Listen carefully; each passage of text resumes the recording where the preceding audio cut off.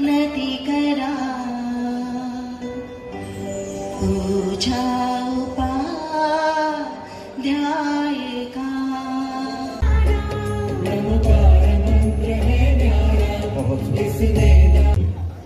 दीपक की लौ को अहंकार आ गया और माचिस की तीली से दीपक की लौ कहती है कि मुझे जलाने की खातिर जलना पहले तुझे पड़ा। सदा किल धराम सुमंगल कम मुदा, अज्ञान रूपी अंधकार को दूर करे। और जिस तरह भगवान ने केवल ज्ञान की प्राप्ति की, उनके समक्ष हम दीप प्रज्वलित कर इस प्रज्वलन हो रहा है।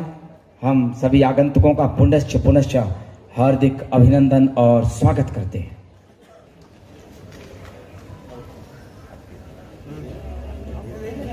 एक वार्तालाप जो माचिस की तीली और दीपक की लौ में हुआ।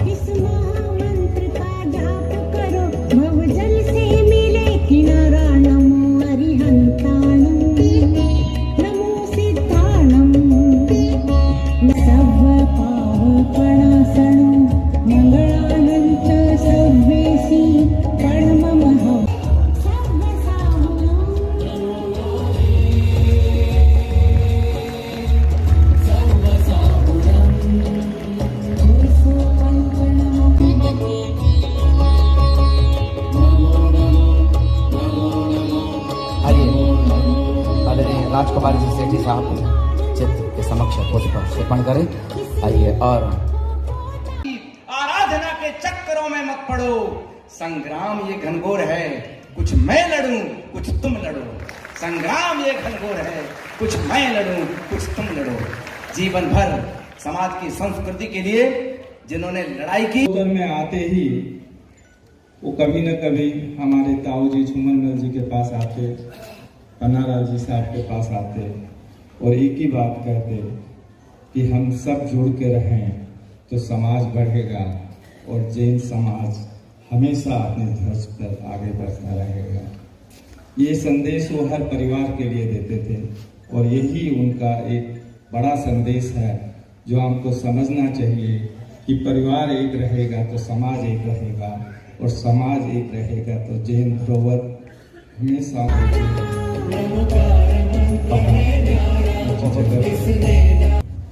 यही हमारे समाज की एकता है और निर्मल जी उस एकता मंच के या एकता धरोहर के एक ऐसे सप्तम थे जिनको हम कभी भूल नहीं सकते।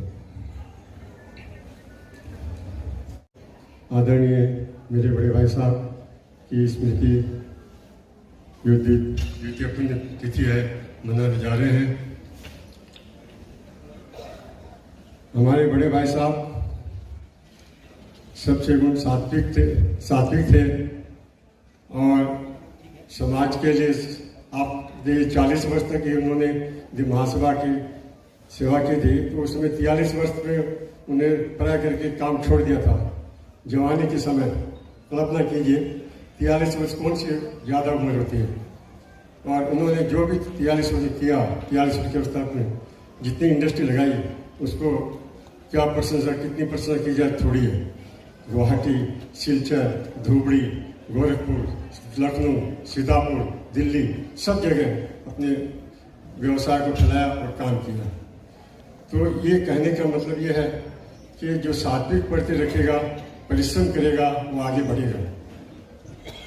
एक मिनट जो टाइम मैनेजमेंट जो है सीखना है तो मेरे बड़े भाई से सीखे उन्होंने सिखाया। एक मिनट उनका सदुपयोग होता था, 1 मिनट भी बर्बाद नहीं करते थे।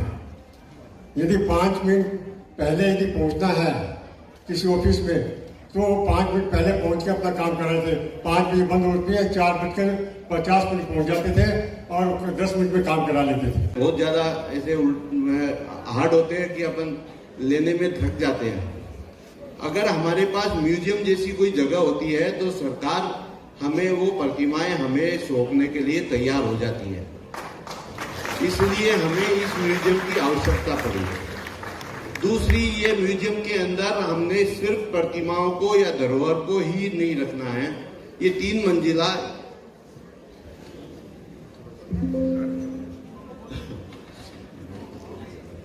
ये 3 मंजिला म्यूजियम बनाया जाएगा जिसके अंदर एक फ्लोर के ऊपर हमारी धरोहर का प्रदर्शन होगा जिसके बारे में पूरी डिटेल लिखी जाएगी।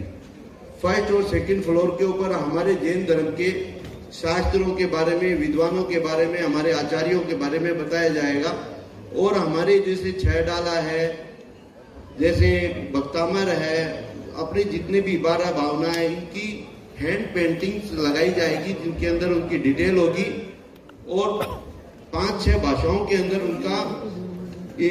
उनकी कमेंट्री होगी। जो कोई भी जो म्यूजियम देखने के लिए आएगा वो उसको लगाकर, अपने हेडफोन लगा करके आराम से अपनी अपनी भाषा चूज कर करके उसके बारे में सुन पाएगा। वहां पे विद्वान भी रहेंगे। बहुत सुंदर, तालियां अनवरत। ये सौभाग्य के क्षण है। महामहिम जी अपने साथ में बैठे अतिथियों को भी इनवाइट कर रहे हैं। इनका बड़प्पन है कि आप लोग भी आइए। और श्रीमती कंपा विश्वास जी, सुभा मजूमदार जी की धर्मपत्नी, उनकी बेटी यहाँ पर है। और ये गौरवशाली क्षण इनके जीवन में सदैव आदरणीय महामहिम जी के कर कमलों द्वारा स्मृति चिन्ह और साथ में 1 लाख रुपए का चेक प्रदान किया जा रहा है। जरा एक बार पुनः ताली।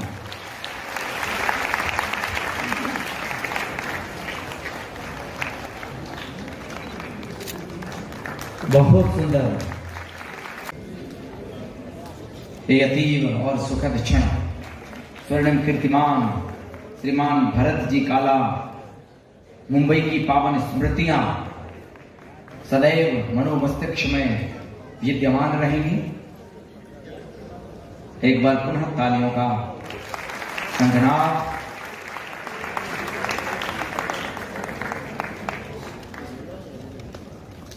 माननीय महामहिम के कर कमलों द्वारा प्रदान किया जा रहा स्मृति चिन्ह और साथ ही 1 लाख रुपए का एक चेक कर रहे हैं। और साथ ही साथ आपको बता दें, श्रीमान कपूर जी पाटनी को गुवाहाटी जैन समाज का पितामह कहा जाता है। बहुत ही बढ़िया, अति सुंदर।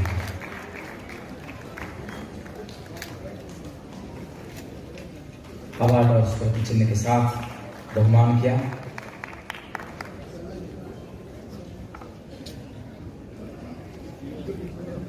ऐसे महामना के लिए ये कृति हम सबके मनोमस्तिष्क में स्थापित करेंगे। आगमन ये भी उनके साथ कभी कभी कार्यक्रमों में शरीक होने का मौका मिला। मैं सोचता हूं कि शायद जैन समाज में लगातार 40 साल तक किसी व्यक्ति ने इस समाज के हर चीज को उठाने का प्रयत्न अगर निरंतर किसी ने किया, उसका नाम निर्मल सेठी जी।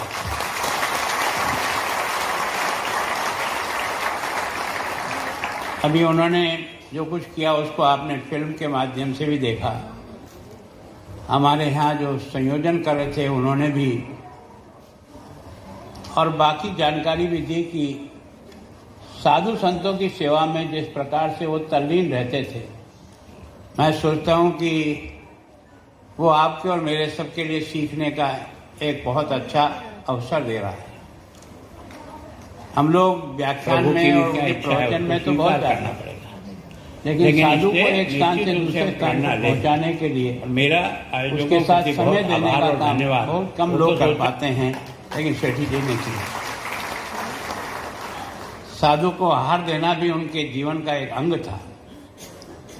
मैं सोचता हूँ उन्होंने समाज के हर युवाओं को भी संगठित किया, महिलाओं को संगठित किया, समाज को संगठित किया, और जितने जीर्णोद्धार मंदिरों के नया बनाना तो और भी कई लोग करते हैं, लेकिन पुराने मंदिरों को संवारना और उनको ठीक करना, ये सबसे बड़ा पुण्य का काम है जो उन्होंने किया।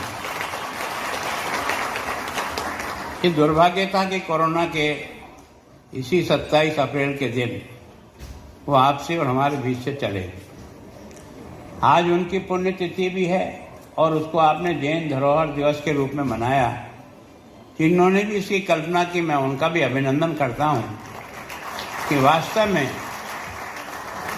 उस व्यक्ति के कामों को यदि हम जन जन तक पहुंचाने का प्रयास करें तो मैं सोचता हूँ व्यक्ति को जीवन में यहाँ पैदा होने का अर्थ समझ में आ जाए। हम में से कई लोग धरती पर तो आए हैं पर बिना ही किसी के चले जाने वाले। उस व्यक्ति ने जिस ढंग से अपने आप को इस काम में अपने आप को जोड़ा है, उस जैन जागृति चेतना के कार्यक्रम में मैं भी क्योंकि विधायक था इसलिए मुझे भी 2-3 बार आने का मौका मिला। उन्होंने इस बात की भी बराबर कोशिश की कि हमारे से समाज के बंधु राजनीति में भी जाकर के सक्रिय भागीदारी निभाएं। उन्होंने संपूर्ण देश के सारे जैन प्रतिनिधियों को, चाहे वो मेयर हो, उप मेयर हो, एमएलए हो, सांसद हो, राज्यसभा हो, लोकसभा हो, उन्होंने सबको एक मंच पर लाने का प्रयास किया और ला करके सबको इस बारे में सोचने का दिया कि हमको इस दिशा में भी आगे बढ़ना चाहिए। ये भी एक समाज का और देश के निर्माण का एक बड़ा सशक्त माध्यम है। तो मेरे को शायद उन्होंने इसीलिए बुलाया कि मैं लंबे समय से उदयपुर से विधायक होने के नाते कार्यक्रमों में आने का मुझे अवसर मिला। सच में मैं सोचता हूँ कि आप और मैं बहुत भाग्यशाली हूँ कि ऐसी एक महान मानव को बहुत नज़दीक से देखने का मौका मिला। सरलता, सादगी, लगता ही नहीं था कि निर्मल जी सेठी इतने बड़े आदमी हैं। जब अपने पास बैठते थे, कार्यक्रम में बैठते थे, चाय पीते थे, ऐसा लगता है कि अपने जैसे ही निर्मल जी सेठी। बड़ा होने के बाद अहंकार पे कंट्रोल करना बहुत कठिन होता है। वो जो कंट्रोल कर लेता है वो जीवन सफल कर जाता है। उसमें से नमूने के रूप में निर्मल जी जिस प्रकार के आदर्श व्यक्तित्व के रूप में दिखे और मैंने भी उससे देखकर कुछ सीखने का प्रयास किया।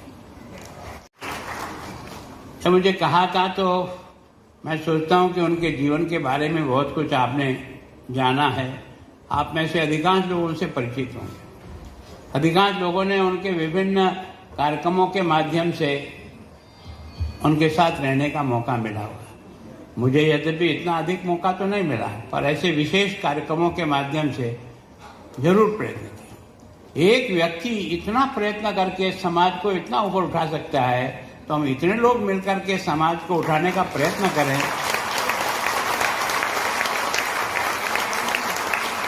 कर तो सकते हैं, कर तो सकते हैं। अगर इस चीज को पकड़ने का प्रयास करें तो हम वास्तव में अपने समाज का बहुत बड़ा उपकार कर पाएंगे। मैं सोचता हूं समाज में जिन संस्कारों को देने का प्रयास किया उन्होंने अपने जीवन से, भाषण देना तो अलग चीज है, भाषण की ऊंची बातें कहना अलग चीज है, और वैसा जीवन जी करके लोगों को सिखाना ये बहुत कठिन काम है भैया, जो उन्होंने किया। हम सब इस बात की पकड़ कर कि हम जैन हैं तो कहने के लिए नहीं, आचरण से, व्यवहार से, जीवन की दिनचर्या से हर क्षण में हमारा जैनत्व तो दिखना चाहिए। उसको निर्मल सेठी जी कहते हैं। अच्छे व्यक्तियों को ढूंढना और उनका सम्मान करना, उससे केवल उनका सम्मान नहीं होता है, हजारों लाखों लोग सीखने का प्रयत्न करते हैं कि सम्मान किसे कहते हैं। सम्मान प्राप्त करने वाला अकेला सम्मानित नहीं होता है, तो उससे प्रेरणा लेने वाला हर व्यक्ति जो अपने मन में सोच करके आगे बढ़ता है उस सबका सम्मान होता है।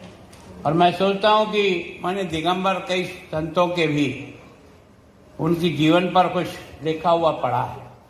मैं सोचता हूं कि हमारे साधु संत सामान्यतः व्यक्ति की तारीफ इतनी ज्यादा नहीं करते, पर यह पहला व्यक्ति मैंने देखा है जिसका हर संत ने जिस प्रकार से अपने शब्दों से, जिस ढंग से उनका वर्णन किया है, मतलब हम साधु के लिए तो वर्णन कर सकते हैं, पर एक श्रावक के लिए एक साधु किस प्रकार का विचार रखता है यह बहुत कम दिखाई देता है, जिसको उन्होंने प्राप्त किया।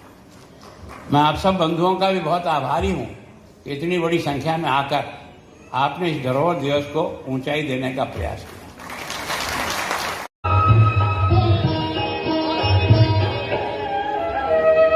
लगा